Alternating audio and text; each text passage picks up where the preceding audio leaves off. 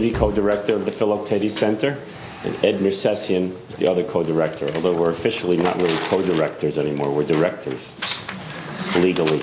There's been a legal change you should all be aware of. Good evening and welcome to A Sense of Oneself, Poetry in the Therapeutic Context, which inaugurates Our Life in Poetry, which is, those of you who are acutely aware of the names that we give to the series will note that this is a change from the name we had last year, which was Our Life in 6 Lyrical Poems. Am I right, Mike? Mm-hmm. Yep. Now, the show you see on the walls here, Hypergraphica, will be exhibited until November 29th. And please be sure to avail yourself of the annex, which is the room directly across the hall where we have printed materials related to this particular show, which I know Hallie Cohn has worked on with great intensity, and many of them are very interesting, and you should go over there and take a look. For further information on our programs, please go to philoctetes.org, and to sign up to be on our mailing list, you can also do it at the site.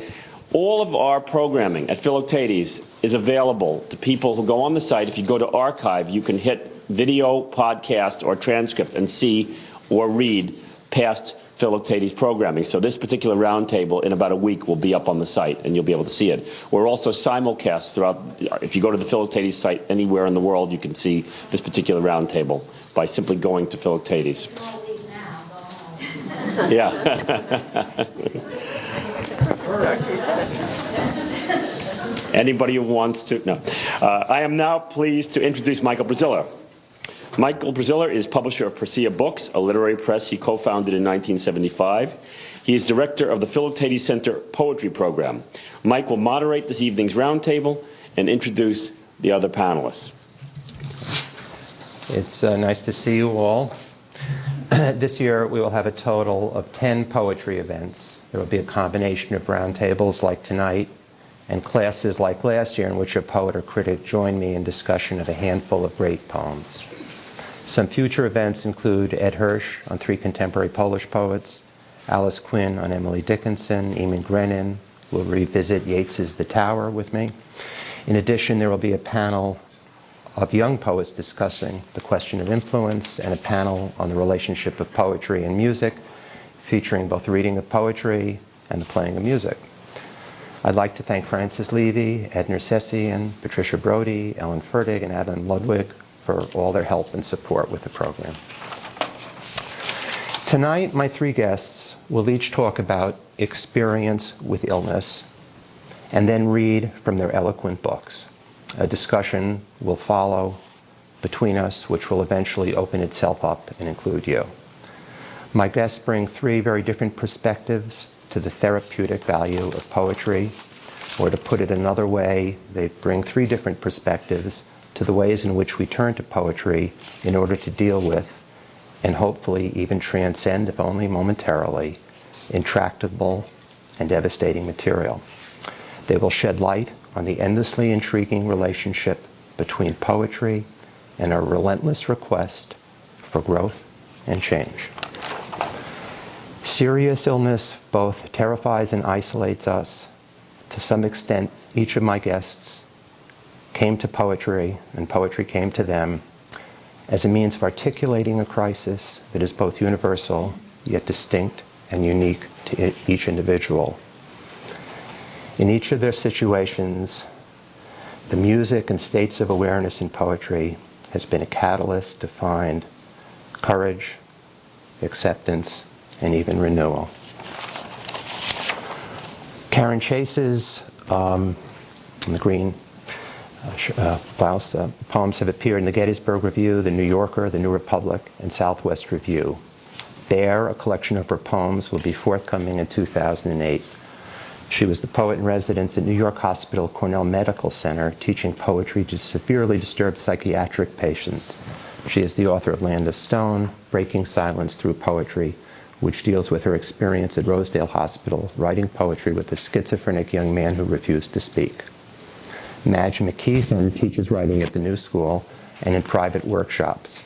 Her first book, Blue Peninsula, Essential Words for a Life of Loss and Change, is about turning to poetry when she learned that her son had an unknown degenerative disease. Alicia Ostriker is the author of 11 volumes in poetry, most recently The Volcano Sequence and No Heaven.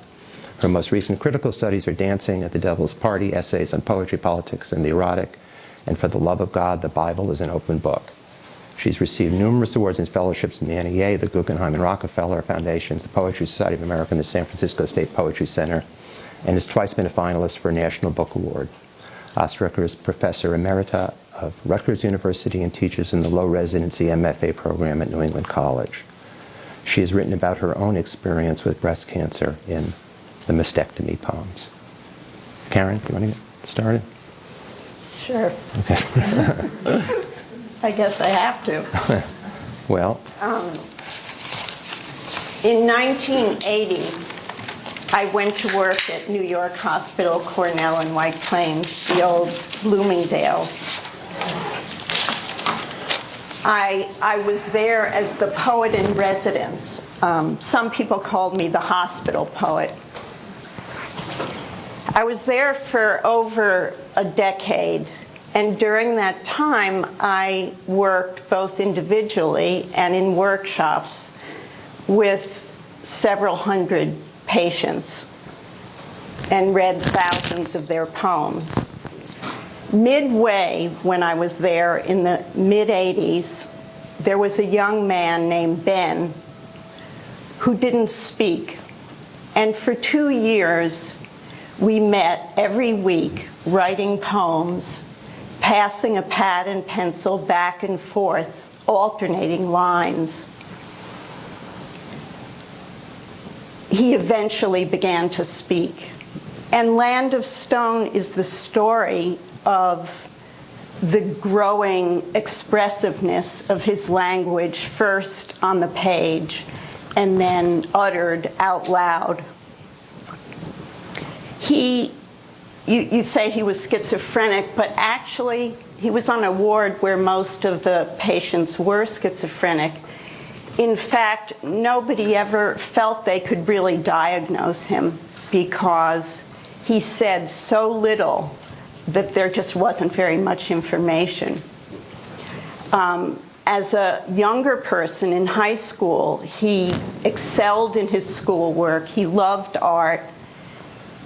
And he actually got kicked out of high school for talking too much. Something happened, and he became silent. He was silent for 6 years before he was admitted to New York Hospital. And what precipitated that was one of several violent events where his mother came home from work in the city. I think they lived in Queens, as I recall, and asked him if he wanted a cup of tea. And he threw her to the ground and said, "Why do you keep baking cakes with poison in it?" And so his parents brought him to the hospital and didn't even mention that event and said he's been silent for 6 years. So I'm going to read a few pages from the first chapter of Land of Stone.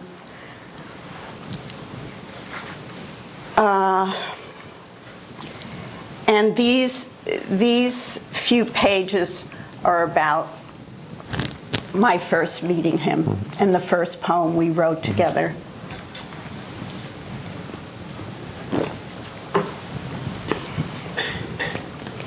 It's the end of a hard summer, and I've just driven almost 3 hours south to get to work at Rosedale.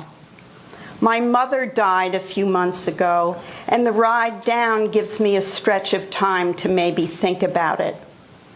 This summer I've been writing a lot of poems and have been generally withdrawn.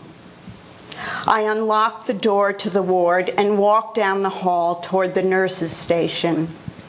A new patient is standing motionless next to the water fountain. He gazes at the wall and doesn't seem to notice me as I pass. No matter how distracted I am, there's no way I could miss him. His looks arrest me. More than 6 feet tall, with a lean build, he has close-cropped black hair and piercing dark eyes, a long aquiline nose, and full lips. He's wearing an immaculately tailored shirt tucked into bleached blue jeans and plain white sneakers. As I walk by, I'm uncomfortably aware of how small I am compared with his large frame. A nurse on duty tells me Ben has just come on the ward and barely talks. The next day, he's standing in the exact same place, staring at the same spot on the wall. I stop. Hi, my name is Karen Chase, and I write poems with people here. I'm wondering if you'd like to try it. Yes, he says, without moving his eyes from the wall. Surprised that he answered me, and surprised that he agreed, I set up a time to meet with him the following week. Since my mother's death in the spring, I had pulled back from the hospital work. Each week when I arrived there, the staff, out of concern and compassion, asked how I felt, how I was doing. Really, I had nothing to say, but I responded, things are going okay. What had been okay, in fact, was writing. It was my sanctuary. Talking about her death was not what I wanted to do. In fact, talking about anything had little appeal, so when the staff told me that Ben said the words, yes, no, everything is fine, and rarely anything else, that sounded mighty good to me. The next week, I'm due to meet with Ben for the first time. I wake up early in my cottage on a lake in rural Massachusetts. In the coming light of morning, I make my way out to the cold, dark car, turn the heat way up, leave the radio off, and begin the long drive south. No thoughts of Ben, in fact, no thoughts at all. The ride passes in a flash. Where have I been all these hours? I have no idea. Fumbling through my oversized canvas bag for my keys as I meander through the lavish corridors, then up the stairs to the ward, I find my furry rabbit's foot on the keychain. I unlock the heavy ward door. Ben is watching the weather report on TV at the end of the hall. His eyes land right on me, and he gets up and walks in my direction. I motion toward the porch and say hi. He says nothing, and we both walk to the porch. The porch is a long, narrow room with a bank of windows facing the enormous old maples outside. On the opposing wall, a large plate glass window looks into the nurses' station. More accurately, the window looks out. Whatever happens on the porch is visible to the staff, and they keep watch.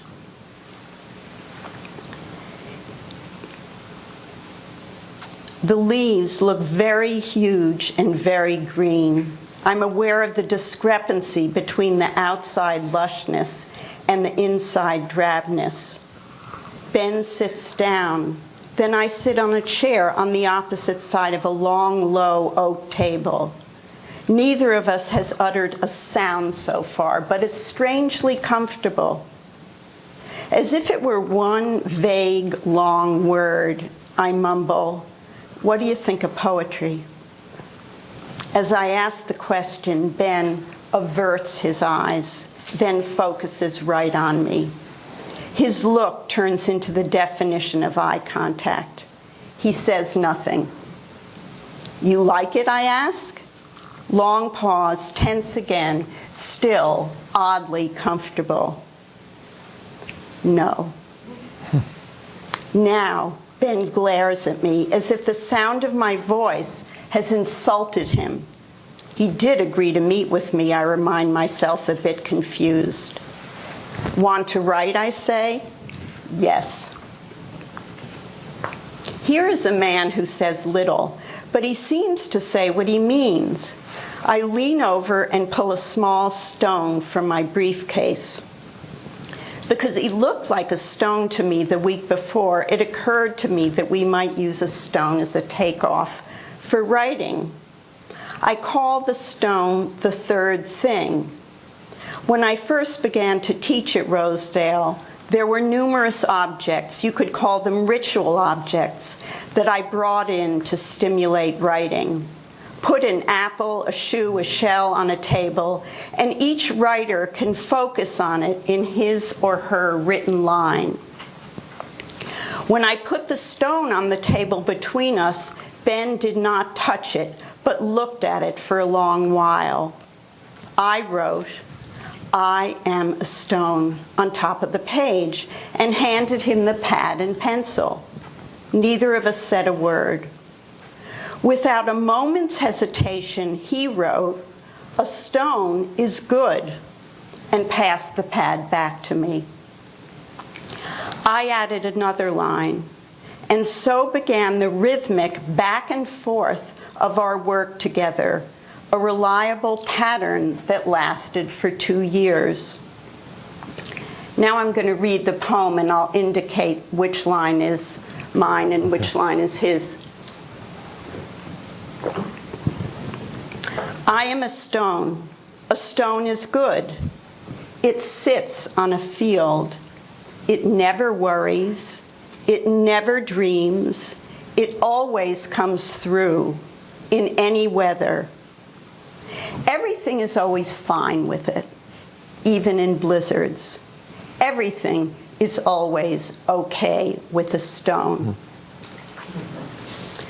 By relating to the third thing, the stone, rather than to each other or ourselves, I wanted to stress that our writing was going to be about the outside world, that we were not going to use words to directly express anything personal.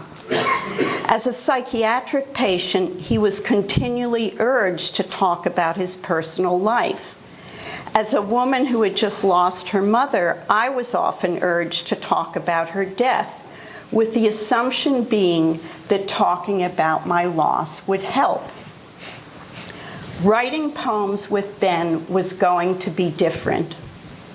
I wanted to show this stone-like character that external images can correspond to internal states.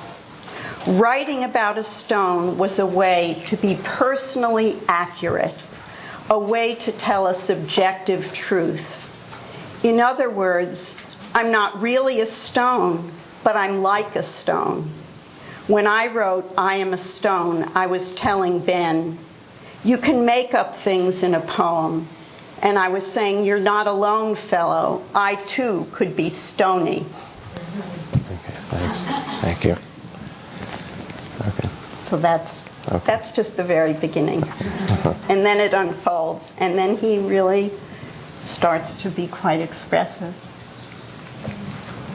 Okay, if we have questions now, feel free, but we're going to return. Obviously, there'll be time at the end, too. Did you use the same strategy with other patients? A few. I mean, it was really different with each patient, but there were several patients where I alternated lines. It's a brilliant strategy.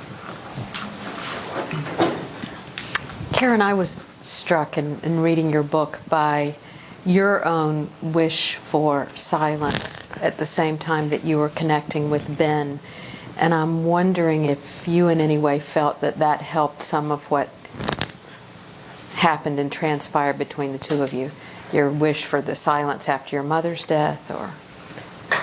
Well, I think one reason the work we did together was as fruitful as it was is that we did share certain things, like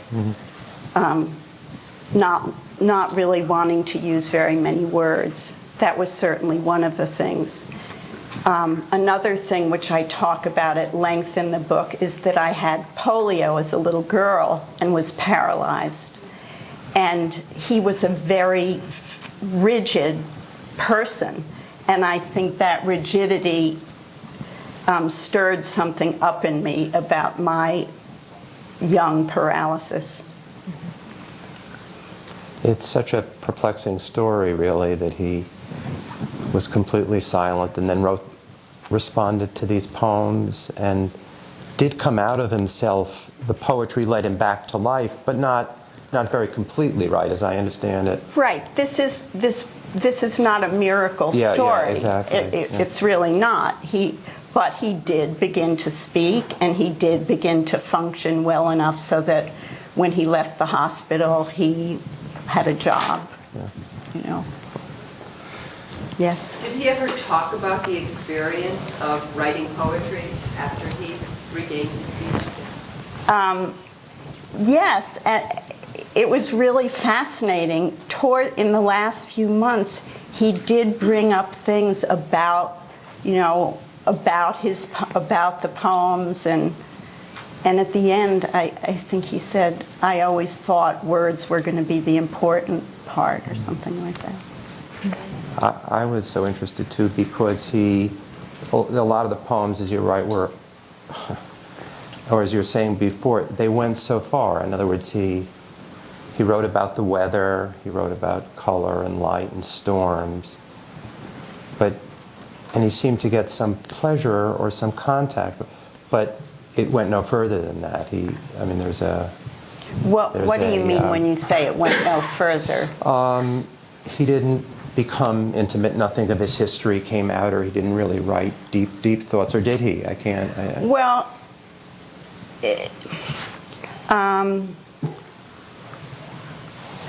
the setup between us was just writing poems, right, and was not talking. Every word that he said to me in 2 years is in this book. That's how few words he actually said. But I do think that as time went on, for example, the way he would write about storms became narrative. Right. He had introduced the past tense. He had introduced the future tense. He was able to write things with a line, right, with a beginning, a middle, and an end, when he wrote about storms. So that felt very profound to me. Yes, it was. Or thrilling, anyway. It was. Yes. Karen, I can't help but, kind of projecting onto this a character in the history of film, in Richard Bergman's persona. There's the actor who doesn't speak, and the whole movie is a disquisition on the reversal that occurs, because eventually it's the actress who does speak and the nurse who's kind of brought into silence. Do you find in your relationship is, like in a therapeutic relationship, was his coming out of himself, at least in poetry, having any countervailing effect on you in any way? Was it something that's going on between the two of you, obviously? Absolutely. I really had never talked much at all about my polio. And I ended up really thinking about, why do I feel so connected to this guy? And began to think, oh, I have a story too, and so that it had a huge effect in that material bubbled to the surface. Yeah. I was just wondering how you use the third thing. But then also in your book, there's the third with Dennis. So there's been, and I'm wondering also if that allowed a sort of collaboration that mirrored what you were doing with the writing. The character of Dennis in the book was my supervisor. I'm not sure I understand exactly what you're asking, but maybe I do. So I'm going to try to answer it. I don't think I could have done the work I did with him without having the supervision I had, because I had never studied psychology, had no plan to, and it was safe for me to be completely focused on this very intriguing and mysterious character. And I couldn't have done that without someone overseeing the work and knowing the details of what went on and questioning me about it. Mm-hmm. Did he ever want to write a poem himself without feeding it? Towards I don't know if he writes today or ever wrote afterwards. Once I knew he was going to be discharged, you know, I started feeling like, okay, now I'm going to really try to get him to write on his own, because I had been absolutely religious in not ever introducing anything new. Any change came from him. But he was about to leave the hospital, so I thought, okay, I'm just going to try. So one day I said to him, why don't I write the first line today, and then you write the whole rest of the poem? And he did that. He did that. And when he was leaving the room, he picked up the pad, you know, a regular white line pad, the same as every pad we had used for the 2 years, and he looked at it, and he said, is this different paper? I mean, it was kind of heartbreaking, and he never did it again. He was not interested in doing it again. Let me interrupt one sec. We'll come back to this. We'll have time for questions afterwards, but I think we should move along. Madge, you're next. A very different experience. Yes, 1997. My then 14-year-old son began to show signs of stiffening in his walk, in his gait. November of that year, I remember it was Tuesday, November 13th, when a neurologist actually said, we're dealing with things that aren't normal. His name is Isaac. Ike is his nickname. He's now almost 25. And we've been to all the major medical institutions, and we still don't have a name. His illness is progressive. For the first 4 years, it was only in his walk, as far as we knew.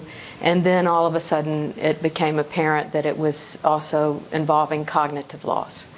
I have another son, 2 years younger than Ike. And so my turning to poetry was really, I just sort of found it. Turned to it almost out of desperation. Doctors couldn't give answers. I had begun to start writing on my own and pursuing an MFA and making a job change because I needed something that could be interrupted as much as it appeared that things were going to be with Ike's illness. And so I guess it was the winter of 2004, I began to look at all these poems that I had just accumulated and stuck into places, and it really is, it's a delight to talk about the poetry part of the book for me, because it really was like a falling in love. I can remember being at Mayo Clinic, and we had been through days and days of tests, and Ike was asleep in the room, and I dashed to the bookstore that was connected through these, if any of you've been there, these sort of rabbit warrens that allow you to move around in Rochester, Minnesota without going outside, and went to the medical section of the bookstore and spent a couple hours there second-guessing everything, the doctors had been looking for, and maybe they'd missed something, and then on my way out the door, stopped in the poetry section and pulled a blue and brown spine off the shelf and sat for a couple of hours with Emily Dickinson and put it back on the shelf. Didn't buy it, but remember leaving, going back to the room, thinking I had something I hadn't even known to ask for. So I hope that's not too simplistic, but I then began to put together these poems that I had just ripped out of things and thought I'll just put together an anthology and maybe it'll help somebody. And showed it to a couple of people and they said, but these aren't, it's not apparent what these are. So you need to write to tell us what they mean to you. So the book sort of came together around that. These poems that had been lifelines or things that I needed to turn to when you don't want to tell your friends you don't want to be the dullard at every party. So it's what you read sort of alone and with yourself. So it's really a delight to be here to talk and focus on the poetry. And I want to read just a small section that probably to me is from one of the toughest times, because I think when we crossed from believing that we were dealing with an illness that was just movement oriented, and then when we began to see that it was affecting cognition, and I began to fear that I was going to lose the ability to talk to Ike and have him speak to me, it felt like that was a whole new domain. So we were living in New York. Ike lives in a wonderful place in Pennsylvania, and I had gone and taken him to his doctor in Philadelphia and returned home with this new piece of news as to what was going on with him. And so each of the little sections in the book starts with a poem, and then sometimes sort of elaborates on the poem and sometimes just sort of uses it as a springboard to tell Ike's story. And this starts with a poem that's called Text by Alan Michael Parker. It has taken me 40 years to admit emotions have no words. I express and repress, scrawl vowels on a placemat, test my artistry against a poor drawing of the Acropolis. Find me wanting, which is not to say that as a man I am inarticulate by nature, or that the sunshine moves through the sugar shaker and then through me without stopping, or that even as someone who learns in metaphor, I am much different from the sparrow outside the Greek diner, atop the crusted snow, brainless with hunger. On my walk back from town this morning, I met a woman in her driveway, one hand on a snowblower, weeping. The enormous trumpet of the red machine blew the powder into the air, noise going nowhere as she wept. They seemed to me as one, she and her machine, and what could I do? The placemat folded in my pocket sang itself a pretty lie. What could I say? Sorry. Then she realized I had stopped. She smiled badly, wiped her nose, and went back to tidying, and I went back to trudging through words, head down, humming out of tune. So that's his poem. I am desperately sad. The news from the doctor hits hard. Subcortical dementia. For 2 days, the research into those words keeps me busy. Now I have a notion, at least, of Ike's likely cognitive decline. Day 3, an avalanche of sadness stuns me. I am alone in the apartment, trying to work, and a single word comes unsought and insistent, over and over. Shard. I speak it out loud and listen to it. I wonder where it comes from, whether it is meant to bring relief, and how it might. The sorrow feels impenetrable, even corrosive. I cannot get around it. It seems unfair to call a friend, to use another for my own comfort. Friends could offer an illusion or a feeling, but I am atop the crusted snow, brainless with hunger, for things to be other than they are. None of us can change things with Ike. No friend, no husband, no parent, no sibling, nothing I can say or do, no bargaining position. The pain of it is unspeakable. It has taken me 40 years to admit emotions have no words. Utter pain. A snowblower weeping, the enormous trumpet of the red machine blew the powder into the air, noise going nowhere as she wept. The machine of my sadness is deafening and inescapable. It is all of me. Shard. I go to the living room and turn the whisper-thin pages of the unabridged dictionary and consider the words' meanings. Shard shares an Anglo-Saxon root with shear. Shards suggest beauty in a way that piece and fragment do not. The precious dish broke into shards of beauty on the board, Webster's offers. I think of breaking open sun-bleached sand dollars to find doves. I remember art history class and a Grecian urn extrapolated from a few shards. Shards of pottery, of shells, suggest the whole. With this illness on this particular day, I do not glimpse a whole. And then I turn to the poet's words again. Find me wanting, which is not to say that as a man I am inarticulate by nature, or that the sunshine moves through the sugar shaker and through me without stopping. I am mouth open, mute. My son's illness is refractory, bending and breaking apart things passed through it. I look for, I need, words, lines, even ones falling short, maybe lying, incomplete, imperfect. Shard and its form shirred, I read, have two other meanings. First, a boundary, and second, a gap in a fence or a wall. The word that means brokenness and beauty brings more, dividing lines and breaks in them, permeability in the seemingly impenetrable. Words slip in. First a shard, then more sought. What could I do? What could I say?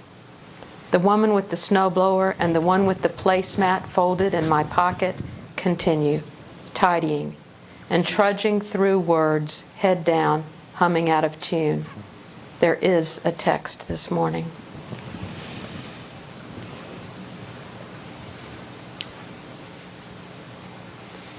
So I guess I know that sounds sort of almost too much, too somber and remote, but it was extremely powerful to me that in a time when I just walked around the room going, how can this be, how can this be, that a poem that was questioning, could there be words, in fact gave me words. And yeah, so thank you. That's beautiful. Maybe we can go ahead with Alicia. And if there's time permitting, I'd love you to read the title poem, the Emily Dickinson poem, and talk a little bit about how that moves towards, how you came to that final stanza. Okay. That's very interesting, I think. Okay, thanks, Mike. One thing that came into my mind right away is that, this is a situation that you talked about is a little bit different. It's a therapeutic situation. Here's a personal situation.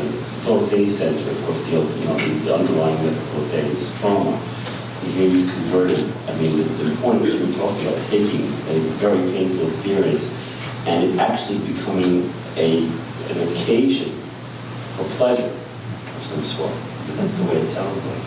It's extraordinary, actually, extraordinary attention to museum to do that great art. Trying to give this course, this class a title, we stumbled on that, a sense of oneself. Mm-hmm. And now I'm more reminded why I came up with that title, mm-hmm. because I think in chapter after chapter, there's this feeling of when you can just absolutely lose yourself to chaos, that poetry mm-hmm. unites you with another and also with your own heroic kind of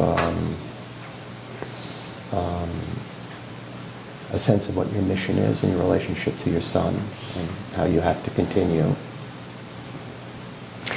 I think in reading the books of the others who are here tonight as well, I kept seeing overlaps and connections and what you said and what you just said about the last poem, The Blue Peninsula. When I sent this manuscript out, it had a very different title, and I didn't see the redemption in the last. Really, yeah. I had to, even. What was your title? Affirming Loss. And when, yeah. So it's amazing he even read it, right? But when I went in and he said, but the title is, and he pointed me to the Emily Dickinson poem at the end, and he said, what do you think? And I said, sounds absolutely right, and it scares the hell out of me. Yeah, well, we have to come back to that. But before we do, what you read reminded me of another Emily Dickinson poem the one that begins, after great pain, a formal feeling comes. And what you were saying reminded me of that, because that poem is talking about stiffening, about becoming like stone after great pain. But the formal feeling that you are describing has to do with the formality of poetry, that it's words, shards of words set beautifully together that somehow respond to the pain. I thought you were asking a question, and with your last line, you answered it. That there is a text. There is a text, and I've answered the problem, and you sort of resolved, to a certain degree, what it was that was such tremendous pain. It was beautiful, and it was great poetry. The more I think about it, ending the whole evening on that Emily Dickinson stanza is going to be from Blue Peninsula. Okay. Will be, if we have time. Okay. Okay. Thank you. Alicia? Okay.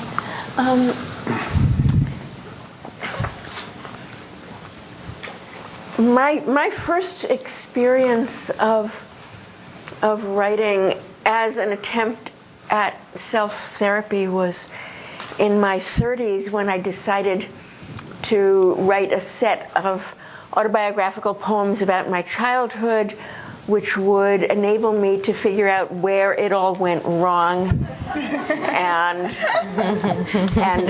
exorcise everything, and then I would be free and clear, was my plan. It didn't happen. I did write a set of autobiographical poems. They were completely different from what I thought they would be. They didn't release me from anything, but they were more loving and less angry than I thought they were going to be. But what I'd like to do now is read one poem which was very important for me in my life. This comes from my late 30s and a period when my marriage was in big trouble. I've been married for almost 50 years to the same person. I was just talking about this to my taxi driver, who thought it was weird.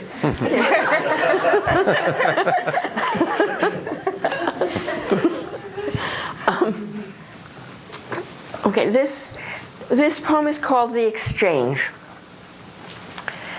And I wrote it after an experience which the poem describes, which was a waking dream kind of experience.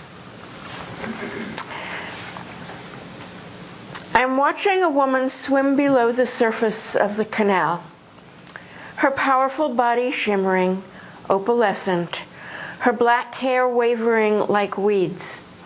She does not need to breathe. She faces upward, keeping abreast of our rented canoe. Sweet, thick, white, the blossoms of the locust trees cast their fragrance. A red-winged blackbird flies across the sluggish water. My children paddle. If I dive down, if she climbs into the boat, wet, wordless, she will strangle my children and throw their limp bodies into the stream. Skin dripping, she will take my car, drive home. When my husband answers the doorbell and sees this magnificent naked woman, bits of sunlight glittering on her pubic fur, her muscular arm will surround his neck once for each insult endured. He will see the blackbird in her eye, her drying mouth incapable of speech. And I, having exchanged with her, will swim away in the cool water, out of reach. Well, having the experience of imagining all this was shocking to me and haunted me until I wrote the poem and afterward.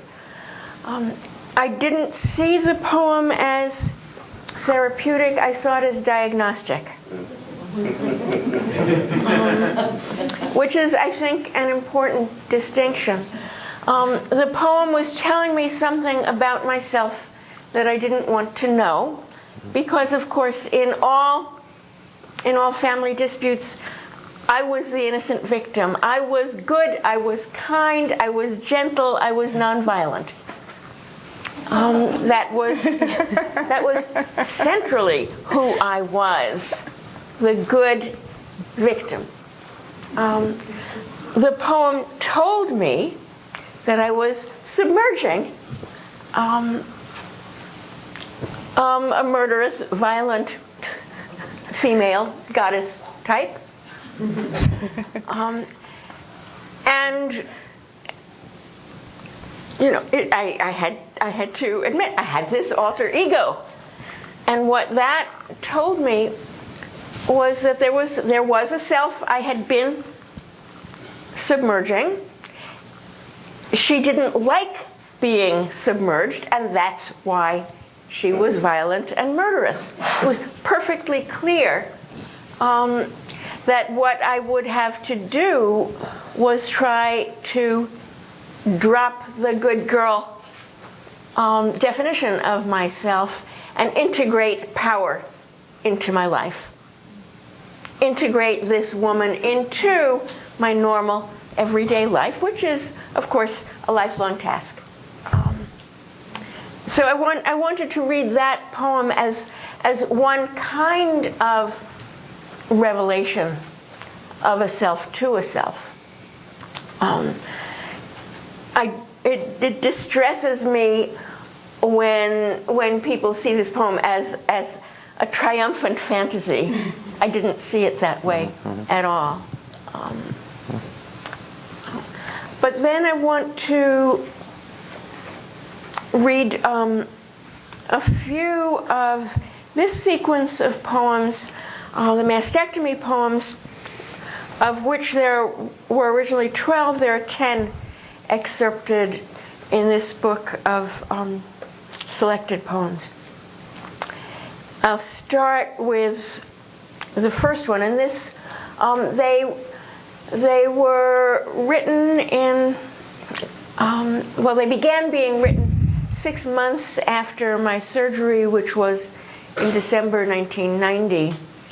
The June after that, I gave myself a present of a week's solitude in a cabin we have in the Berkshires, where I had nothing but food, wine, a lot of books, and a radio. No phone, no electricity.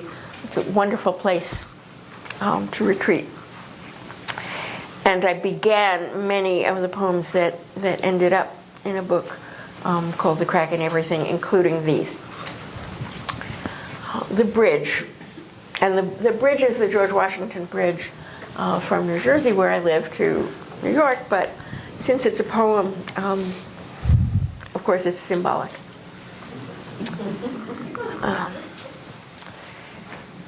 You never think it will happen to you what happens every day to other women. Then, as you sit paging a magazine, its beauties lying idly in your lap, waiting to be routinely waved goodbye until next year, the mammogram technician says, "Sorry, we need to do this again." And you have already become a statistic, citizen of a country where the air, water, your estrogen have just saluted their target cells, planted their Judas kiss inside the Jerusalem of the breast. Here on the film, what looks like specks of dust is calcium deposits. Go put your clothes on in a shabby booth whose curtain reaches halfway to the floor. Try saying, "Fear." Now feel your tongue as it cleaves to the roof of your mouth. Technicalities over. Medical articles read. Decisions made. The Buick's wheels nose across Jersey toward the hospital as if on monorail. Elizabeth exhales her poisons. Newark Airport spreads her wings. The planes take off over the marsh. A husband's hand plays with a ring. Some snowflakes whip across the lanes of cars slowed for the toll booth, and two smoky gulls veer by the steel parabolas. Given a choice of tunnel or bridge into Manhattan, the granite crust on its black platter of rivers, we prefer elevation to depth, vista to crawling. So that's the opening, and the sequence goes through a long process. This one is called Mastectomy, dedicated to my surgeon, Alison Estabrook. I shook your hand before I went. Your nod was brief, your manner confident, a ship's captain, and there I lay, a chart of the bay, no reefs, no shoals. While I admired your boyish freckles, your soft green cotton gown with the oval neck, the drug sent me away like the unemployed. I swam and supped with the fish while you cut carefully in. I assume you were careful. They say it took an hour or so. I liked your freckled face, your honesty, that first visit when I said, "What's my odds on this biopsy?" And you didn't mince words. 1 out of 4 is cancer. The degree on your wall shrugged slightly. Your cold window onto Amsterdam had seen everything, bums and operas. A breast surgeon minces something other than language. That's why I picked you to cut me. Was I succulent? Was I juicy? Flesh is grass, yet I dreamed you displayed me in pleated paper like a candied fruit. I thought you sliced me like green honeydew, or like a pomegranate full of seeds, tart as Persephone's, those electric dots that kept that girl in hell, those jelly pips that made her queen of death. Doctor, you knifed, chopped, and divided it like a watermelon's ruby flesh. Flushed a little, serious about your line of work, scooped up the risk in the ducts, scooped up the ducts, dug out the blubber, spooned it off and away, nipple and all. Eliminated the odds, nipped out those almost insignificant cells that might or might not have lain dormant forever. Okay, jumping ahead.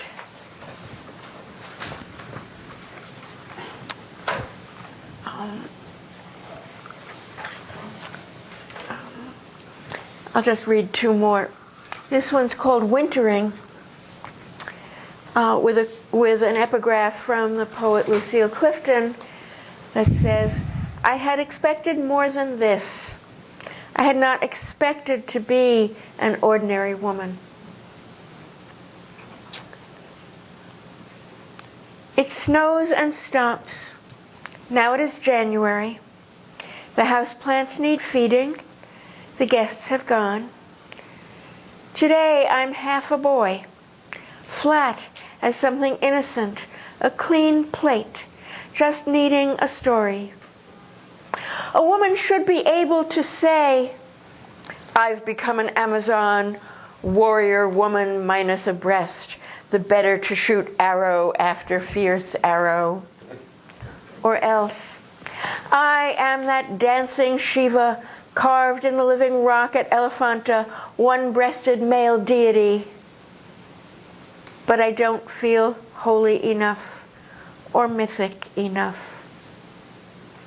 Taking courage, I told a man, "I've resolved to be as sexy with one breast as other people are with two." And he looked away. Spare me your pity, your terror, your condolence. I'm not your wasting heroine, your dying swan. Friend, tragedy is a sort of surrender. Tell me again I'm a model of toughness. I eat that up. I grade papers. I listen to wind. My husband helps me come. It thaws a week before semester starts. Now Schubert plays and the tenor wheels through Heine's Lieder. A 15-year survivor phones. "You know what? You're the same person after a mastectomy as before." An idea that had never occurred to me. You have a job you like? You have poems to write? Your marriage is okay? It will stay that way. The wrinkles are worse. I hate looking in the mirror. But a missing breast? Well, you get used to it.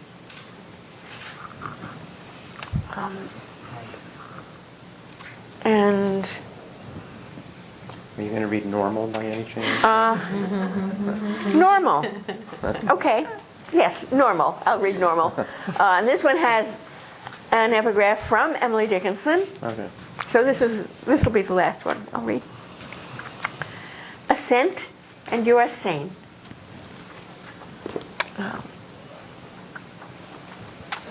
First classes, the sun is out. The darlings troop in. My colleagues tell me I look normal. I am normal. The falsie on my left makes me, in a certain sense, more perfectly normal. An American who lives beyond my means. A snake oil foot in the door. A politician with a strong handshake in an election year. Crafted of latex, it repairs the real.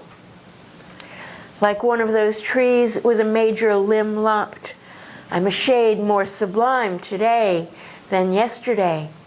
Stormed at with shot and shell, a symbol of rich experience, a scheme to outlive you all. Meanwhile, a short piece of cosmic string, uncoiled from the 10th dimension, has fastened itself to my chest. Ominous asp, it burns and stings, grimaces to show it has no idea how it arrived here, would prefer to creep off. Yet, it is pink and smooth as gelatin. It will not bite and can perhaps be tamed. Want to pet it? It cannot hurt you. Care to fingertip my silky scar? Now I am better, charming. I am well. Yes, I am quite all right. I never say the thing that is forbidden to say. Piece of meat, piece of shit. Cooled, cropped. I'm simple and pure. Never invite my colleagues to view it pickled in a mason jar. Alicia, I interrupted you. Do you want to? Could you read the last little one? Because Okay. it ends on such a, you know. Yeah, I right. know you were headed there. I was headed there. But okay. Okay, the last one Thank you. is called Epilogue Nevertheless. The book bag on my back, I'm out the door. Winter turns to spring the way it does, and I buy dresses. A year later, it gets to where, when they say, "How are you feeling?" with that anxious look on their faces, and I start to tell them the latest about my love life, or my kids' love lives, or my vacation, or my writer's block. It actually takes me a while to realize what they have in mind. I'm fine, I say. I'm great. I'm clean. the book bag on my back, I have to run. That's great. That's the last one.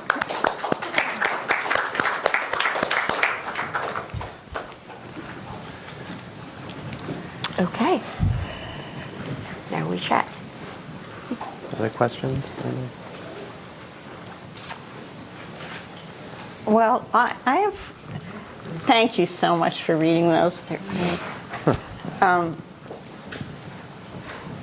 don't know if there's any way you can answer this, but it has to do with, since you were dealing with such autobiographical material, was it fighting with your imagination? Or how did they intersect? Or Yeah, that's great. This stayed pretty close to actuality. The way the imagination worked in the poem was through metaphors. So for example, when I imagine that the breast that the surgeon is cutting into is all kinds of fruit, that's where the imagination comes in. Or another poem where I make metaphor after metaphor about what the breast meant to me, and so the autobiographical facts are there as fact, and then a lot of the elaboration is metaphoric, and that's where imagination comes in. yeah. This was written a year after?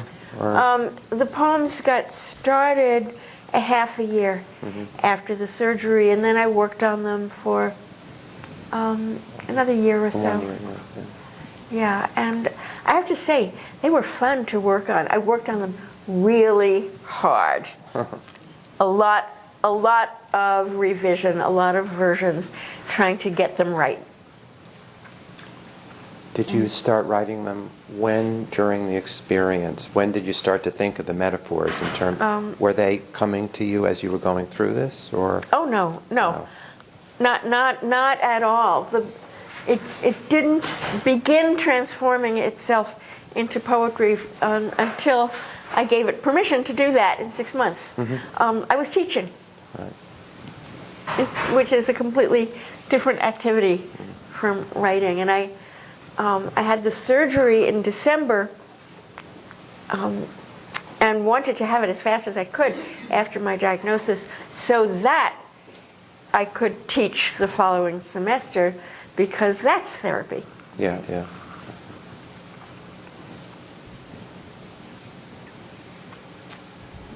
But then writing the poems was hard work, but the best kind of hard work, because I felt they would be useful to other people and not just to myself if I wrote them well. Is that what was fun? Or what was fun? It was. I mean, was writing them more fun than writing other things? Writing is fun. Yeah. But writing these was more fun. Harder work than writing some things, and also more fun because mostly when you're writing poetry, you don't know that it has a use in the world, and these I knew would. Yeah. Did they have a use for you in a transformative?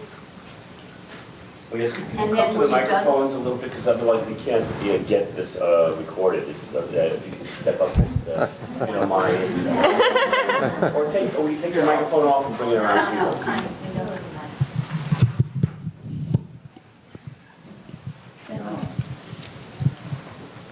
So I was asking, was it transformative for you? And when you finished them, were you finished with this experience? I didn't think it was particularly transformative, except, I'm a poet. So when finally I thought the sequence was finished, which took more than a year, that was good. And then I thought I was finished. And when Hilda Roz, who edits Prairie Schooner, asked me if I would write an essay for a book of essays she was editing by women poets on breast cancer, I said, no, I wrote the poems, I'm finished. And she said, no, you're not. You have an essay to write, and it turned out I did.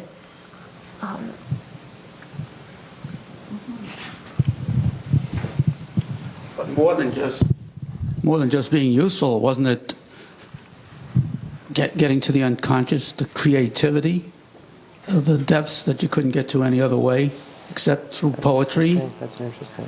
Yeah. Well, that's what poetry is for. So, yes. So everything I do does that. Yes, whereas the byproduct is that Yeah. it's useful to others. Yeah. Isn't this a little more so? Wasn't that what you were asking, Karen, in the sense that this is very, very difficult material and maybe fights the imagination, and you just Not really. some of the poems it was like good yeah. red meat, Yeah, well, that's great. She's a poet.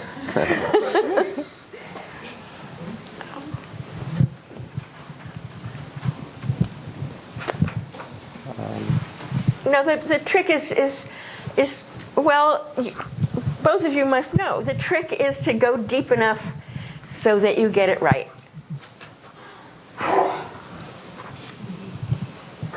Ms. Chase. I mean, that's the job. It's not a trick. It's a job. It's a task. Did you ever read poems to this fellow that you wrote with? He never wanted. Did you ever read poems with this fellow that you wrote with? I offered to, and he did not want to hear anyone else's poems. However, every week I would return. The beginning of our meetings started with my reading aloud the poem we had written the week before. He loved to hear the poems we wrote. And I'll read one of the last ones. Do you want to? Would it be good to pick the one that he wrote a lot himself, or is that? Or? No. Okay. I mean, Go ahead. you'll hear more of how he was. Collaborated with too. I mean, Yeah, I mean,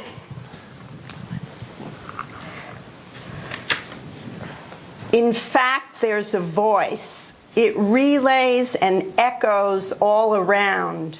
In the background, bells sound. The two together produce sound everywhere. The landscape is blanketed with their sound. There is a lot of relay and boomerang. The sounds go far away, they then resume. Now, we don't know who wrote which line. You have to look in the book. It's beautiful. But it's, beautiful. you know, he could write. And he could talk. Did he read your book? No, as far as I know, but I would be extremely surprised. I don't know where he is. I mean, I've tried to find him. Is Ben his real name? No. It's my grandfather's name.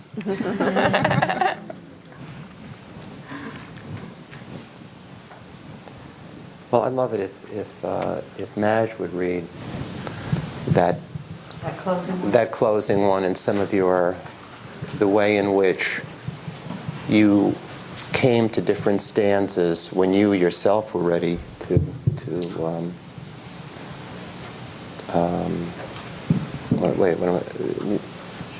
when you were ready to experience what you thought she was. Right. As I remember, it's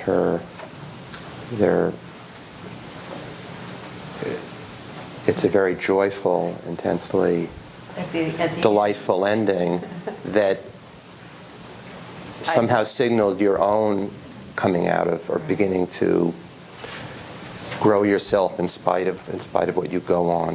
Right. You know, is that Yes. yeah. It's a And it's also a great poem. So it it's is yeah.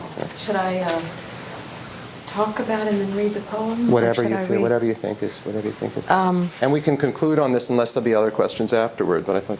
Okay. Okay. So, how do you write it? You cite the poem first, and then you write about it. Right, and then I It might be more interesting talking. if you could to do some of your own writing, or however you want to do it. Okay. However you want to do it. Both. Both. Okay.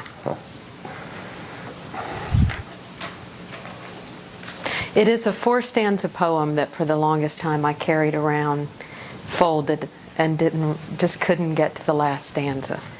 So maybe I should just read the Emily Dickinson poem and a little bit about how I... Okay. It's called It Might Be Lonelier. Well, that's her first line. It might be lonelier without the loneliness. I'm so accustomed to my fate. Perhaps the other, peace, would interrupt the dark and crowd the little room, too scant by cubits to contain the sacrament of him. I am not used to hope. It might intrude upon its sweet parade, blaspheme the place ordained to suffering. It might be easier to fail with land in sight than gain my blue peninsula to perish of delight. An endurance poem for one with eyes adjusted to seeing in the dark, not used to hope, ordained to suffering, for one who can trace the shape of a sorrow from the inside like a second skin. In words measured and hewn, the poet, in her essential task of making, creates and articulates and exposes my loneliness for the company that it is. The voice in this poem knows that enormous dark allows no room for peace. Heaven forbid that the infidel hope try to force its bully way in, disrespecting the sacred hall of suffering. For 3 verses, there is no pushing or scolding or prompting or suggesting a self-help book on grief management. It is pain drawn sacred, deserving of a space measured in cubits, ordained, a sacrament tended to, shielded from blasphemy. Suffering and loneliness are respected, exalted. From the poems that I have kept and read and reread over the last 8 years, I have received or extracted in increments when the whole poem was too weighty or turned to the next thing too quickly, when what I needed was strength to stay and be. For years I did not read the last stanza in this poem. Poems especially lend themselves to fragmentary reading and rereading. I partook of the rare and profound food in the first verses and chose not to taste the delight at the poem's end. At the same time, I could not excise it. I knew it was there. For several years, I kept the 4th stanza folded under. The lining of the pocket in my bag where I tucked the poem turned the crease in the paper red. In the final stanza, the poem turns on its heel and accuses me of enshrouding myself cowardly in the loneliness, the dark fate, the suffering, and lying down to die. It indicted me for languishing in misery. In the last year, the poem for me has become all about the 4th stanza, all about the harder task of reaching for the Blue Peninsula, risking delight again in my life given Ike's illness. What might be on my Blue Peninsula? What might I be afraid to gain? What might I be conveniently, timidly avoiding by staying encased in painful, familiar, safe victimhood? Familiar with the wound, I had become a wound. And from there I could render suspect all love, joy, friendship, companionship. I could avoid self-exposure, defer knowing myself or having others venture in. It could be all about my son's illness. How noble. Might happiness or fulfillment or purpose be waiting? Could the desire to reach it bring with it the guts to risk it? As Ike is not his disease, could it be that I am not my sorrow? I would not have heard the 4th verse had I not steeped long in the first 3. Now that I have read the 4th many times, the room ordained in the beginning does not read the same. The room is still sacred and set apart, but the door is open. It is not an ultimate destination. Read through, the poem has recreated itself. The dark houses a dare, a goading. It might be easier to fail. From its windows billow challenges to me. Do I have it in me to reach for peace, hope, even delight? Is there an other to interrupt my fate? Can I answer? Carl Sandburg writes, "Let joy kill you. Keep away from the little deaths." That's Imagine great. that. Imagine that. That's terrific. Okay. So thank you, Emily Dickinson. Yeah. Terrific. So, Thank you. and all sign their books. And oh yeah, were you going to say something? So? Yeah, I was wondering, well, been wondering two things. One is what was poetry to you before this all happened? Yeah. And the other is, do you write poems? I think I have always been open to and reading poetry at different levels of intensity. Yeah. And I express myself in verse sometimes, but I very much respect poetry too much to say I gotta write poems. I'd love to read poems. Were you church going? Were you? Yes, I was raised in Presbyterian church, Right. so certainly hymns and verse and scripture. Yes. So that's sort of where it began, and it's sort of in certain ways, a similar. And there's some Old Testament in here too. Yeah, good. Okay, good. There's some Okay, verse. okay. Habakkuk is in here. Yeah. Thank you. You write about your response so beautifully that it's poetry. Thank you. It feels so deeply said, and so beautifully said, and so profoundly said. I think that the distinction between prose and poetry is, iffy.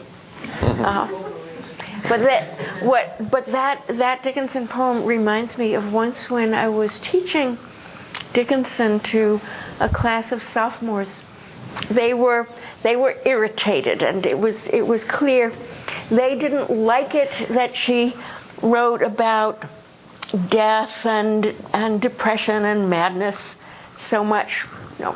How unhealthy it was of her, and I tried to explain that Dickinson was someone who was afraid of nothing that could occur in her mind, that she was completely fearless, that most people, most of us are so careful about what we allow ourselves to feel, and that she was open to feeling everything and wanted to feel everything as intensely as possible, whereas most of us are cowards emotionally. And one kid in the class got it. He muttered, "Cool."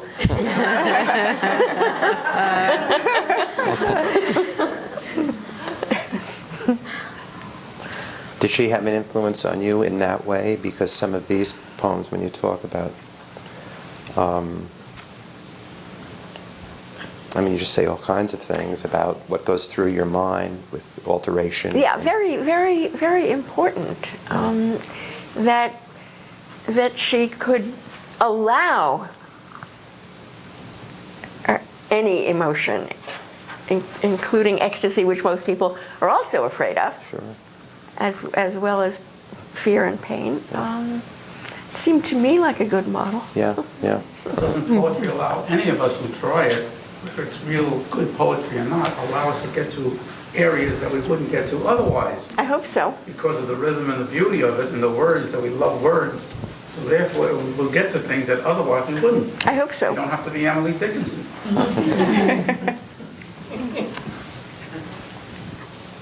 Okay, well, yes, go ahead. It was very interesting, that Good. statement that Paul Sandburg made, and I find it's very It was a true. poem. It was a poem. Speaking from my vantage point, I think it's very true.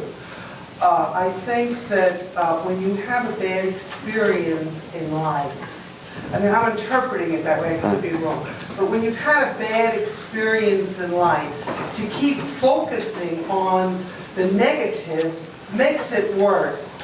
The idea is to transcend beyond the negative and go into the positive, to misdirect your mind to positive things. Like a coward dies a million deaths. Most people die one death. So you can't control your destiny, but you can control and misdirect your mind so to get a victory out of the darkness.